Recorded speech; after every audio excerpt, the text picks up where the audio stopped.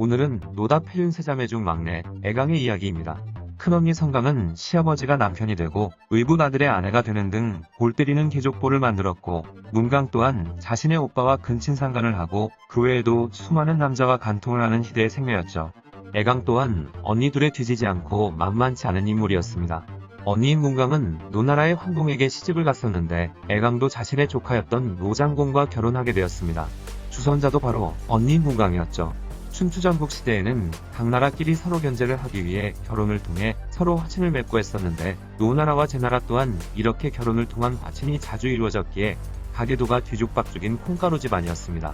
아무튼 언니 문강은 제나라와 노나라 간의 우호를 위한다는 이유를 내세워 아들에게 동생을 소개시켜준 셈이었는데, 남편을 죽음에 이르게 책임이 있는 사람치고는 두 나라의 우호를 위한다니 좀 의아하긴 하네요. 이게 무슨 말이냐면, 문강이 자신이 오빠 제양공과 간통한 것을 남편 노환공에게 들켜버렸고, 그 사건을 은폐하기 위해 공자 팽생을 시켜 노환공을 때려 죽인 일이 있었죠.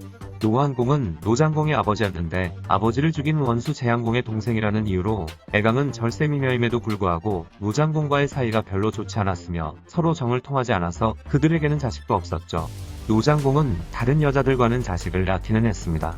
노장공의 총애를 받지 못한 애강은 남자가 그리워졌고, 그러다 노장공의 이복동생이자 시동생인 공자경보와 간통하는 사이가 되었습니다. 그러다 훗날 노장공이 병에 걸려 사망하게 되었고, 태자였던 반이 군주가 되었죠.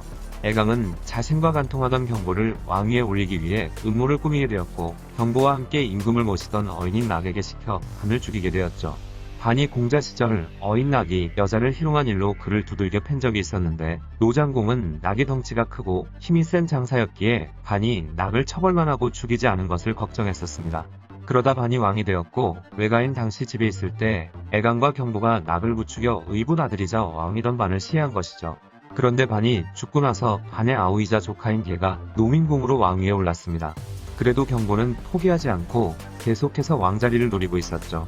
기원전 660년 어느 날, 노민공의 스승이 보기의 땅을 빼앗자 애강과 경보는 이번엔 보기를 구슬려 노민공을 죽이게 되었습니다. 노민공 또한 애강의 의붓 아들이었죠.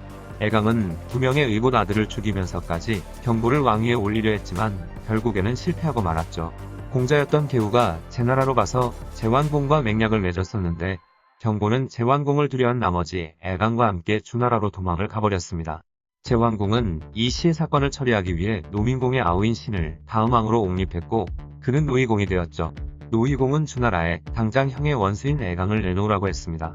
하지만 애강은 제완공의 동생이었기 때문에 주나라는 제나라의 눈치를 보며 애강을 내주지 않았죠. 그로부터 1년 후인 기원전 659년 7월, 그러다 결국 제완공은 직접 움직이게 되었습니다. 동생인 애강을 주나라에서 제나라로 압송했죠. 제완공은 노나라와의 관계를 무시할 수 없었기 때문이기도 했고, 아무리 동생이라도 남자에 빠져 여러 왕들을 죽이는데 동참하며 반란을 저지른 죄를 물어 그녀를 참수형에 처하였죠. 그리고 그녀의 시신을 다시 노나라로 돌려보내 저작거리에 효수했고, 10개월이나 되는 긴 시간 동안 거리에 그대로 방치되어 있다가 다음 해인 기원전 658년 5월이 되어서야 노이공의 간청을 받아들여 애강의 안장을 허락해 주었습니다. 이 문강과 애강 자매 때문에 훗날 제나라 출신 여자들은 문란하다는 이야기가 나돌게 되기도 했죠.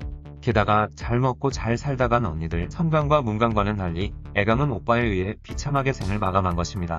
하지만 그 무지막지한 악행을 저지르고도 강대국 제나라의 왕녀였던 덕분에 노장공의 부인으로서 종묘에 안치되었다고 하죠.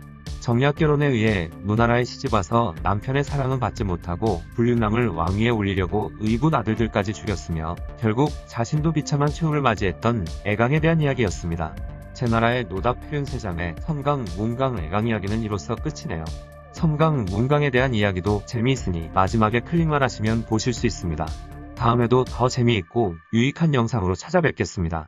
구독과 좋아요 꾹 눌러주시고 댓글도 부탁드려요.